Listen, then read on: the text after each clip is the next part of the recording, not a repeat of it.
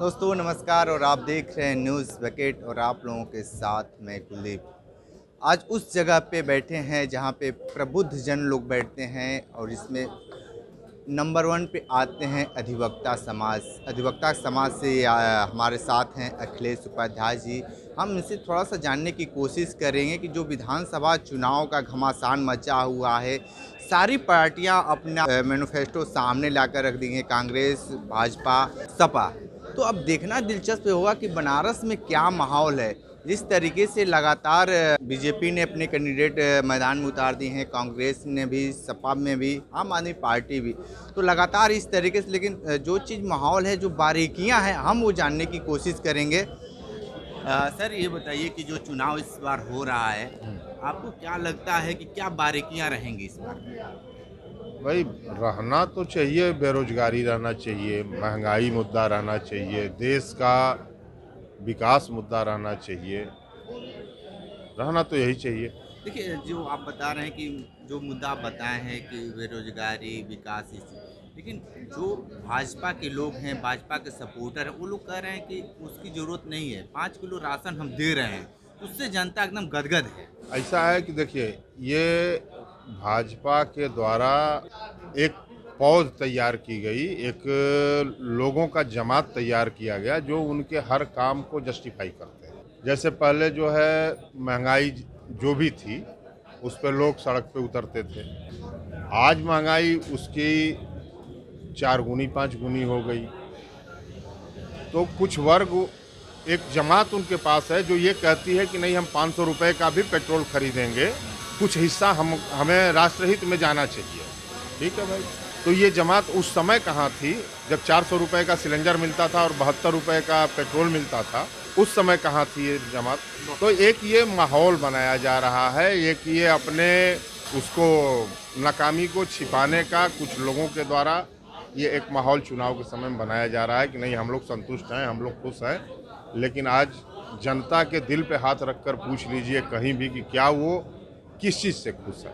निचले तबके के लोग हैं, मध्यम वर्ग के लोग हैं, वो लोग काफ़ी नाराज़ दिख रहे हैं। लेकिन जो करोड़पति हैं लोग, लाखों में खेलने वाले लोग, वो लोग काफ़ी इससे बीजेपी से ऐसा संतुष्ट हैं। ऐसा देखिए, देश का जो इकोनॉमिक, जो लघु उद्योग और कुटीर उद्योग संभालते थे, उन उद्योगों को तो ये ख़त्म कर दिए।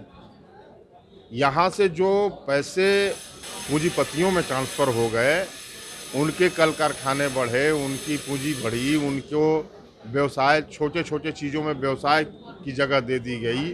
अब जैसे देखिए, हर गांव-गांव में या हर कस्बे में स्पेलर होता था, सरसों के तेल निकाले जाते थे, उसकी कोई ब्रांडिंग नहीं थी। लेकिन अब एक ब्रांड हो गया, फॉर्चून, अडानी जी का। अब वो ब्रांड निचले स्तर तक जा रहा है। तो जो स्पेलर थे, उन पे काम करने वाले लोग थे, वो तो बेरोजगार हुए। आपने ब्रांडिंग कर दी, आप उसका प्राइस भी बढ़ा दिया, सब कुछ है। तो प्रचार के माध्यम से आपने नीचे के जितने भी बेरोजगार थे उसको समाप्त आपने कर दिया। तो जब समाप्त कर दिया तो निचला और मध्यम वर्ग तो बिलबिलाएगा ही, उच्च वर्ग तो खुश है भाई। आप ही के रीजन में क्यों 44% से लेकर 66% तक की पूंजी ट्रांसफ़र होकर पूंजीपतियों के पास चली गई? 100 लोग ही क्यों अमीर हुए? हिंदुस्तान की जनसंख्या तो 140-45 करोड़ के आसपास है, तो उसमें 100 लोग ही क्यों अमीर हो रहे हैं? बात किया जाए जो नामांकन अब शुरू हो गया है बनारस में, सारे लोग आ चुके हैं, बीजेपी को किस नज़र से देखते हैं? इस बार क्या रहेगा अस्तित्व बनारस में? भाई देखिए, बनारस एक धार्मिक नगरी है, यहाँ के लोग धर्म से जुड़े हैं।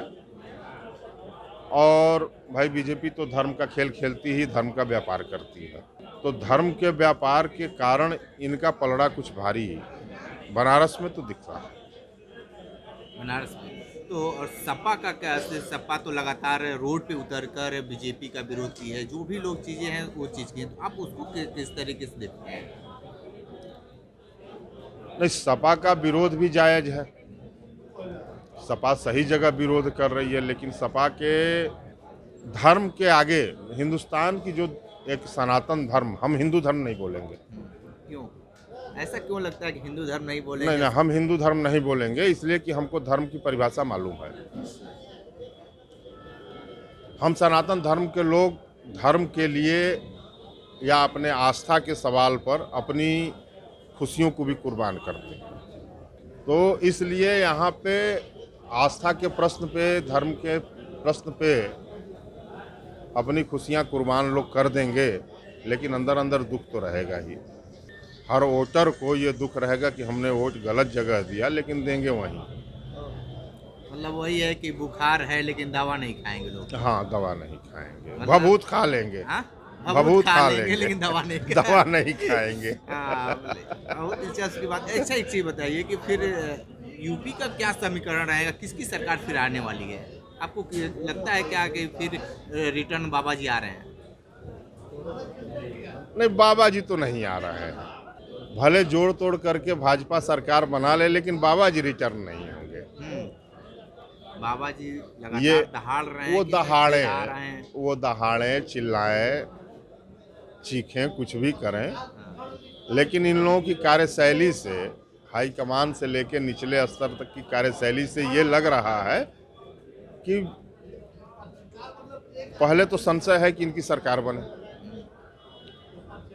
लेकिन बन गई अगर सरकार तो बाबा जी नहीं रहेंगे। बाबा जी नहीं रहेंगे, दूसरा किसका आप चेहरा देखेंगे बीजेपी की तरफ? अब जो वहाँ तो वन मैन आर्मी है, बीजेपी तो वन मैन आर्मी है। भले कहते हैं लोग कि नहीं हमारे यहाँ परिवारवाद नहीं है, वंशवाद नहीं है, दूसरे पर कटाक्ष करते हैं, लेकिन देखा जाए तो सबसे ज़्यादा परिवारवादी इसी पार्टी में है। उसके बावजूद भी एक इनके हाई कमान का बस वन मैन आर्मी।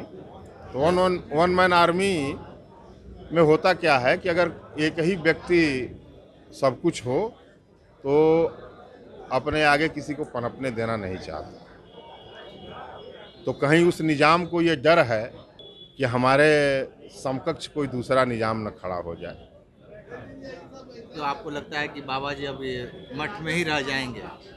अब ये तो बाबा जी भाजपा के तो थे नहीं, भाजपा में आए, कद बढ़ाए, तो अब तो ये उनको तय करना है और उनको काटने वालों को तय करना है कि बाबा जी मठ में रहेंगे या कहीं और रहेंगे।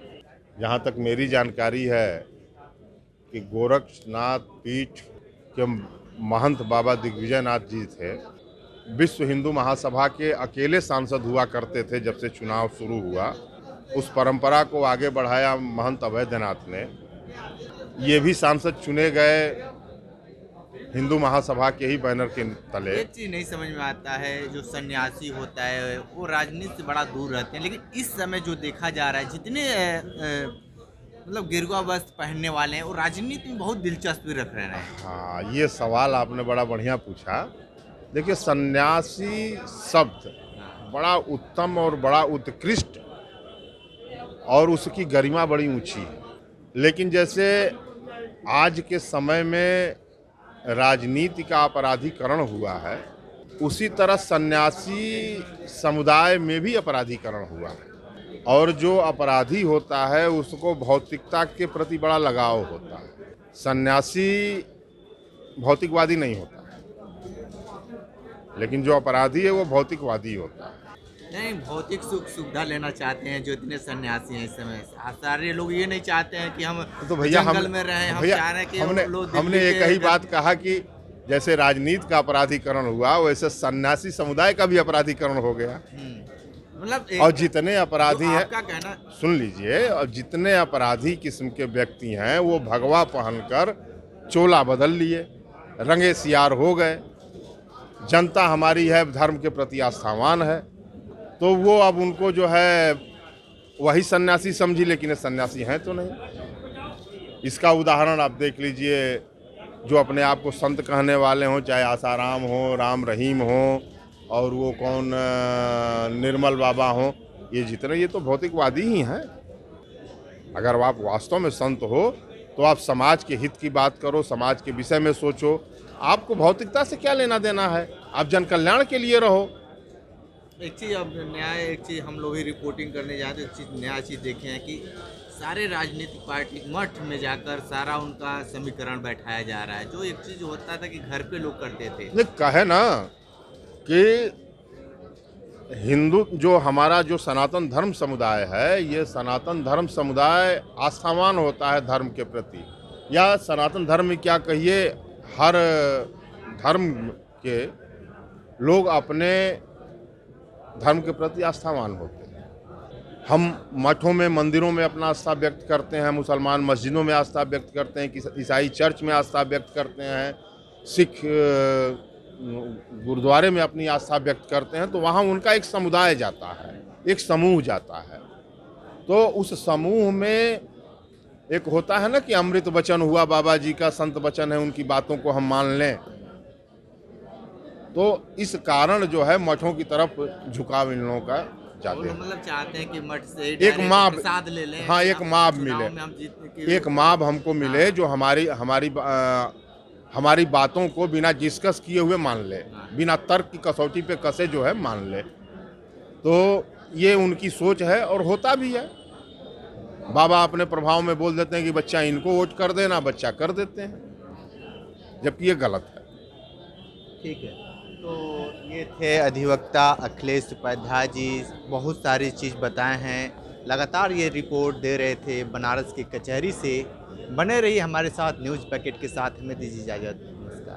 पेश है न्यूज़ बकेट हिंदी मासिक पत्रिका। पढ़ें इस महीने की पूरी खबर विस्तार से हमारे न्यूज़ बकेट की मैगजीन में। हमारी ई मैगजीन को मुफ्त में पढ़ने के लिए अभी लॉगिन करें www.newsbucket.in पर। इसके अलावा रोज की ताज़ा खबरों के लिए हमारे YouTube चैनल को तुरंत सब्सक्राइब करें।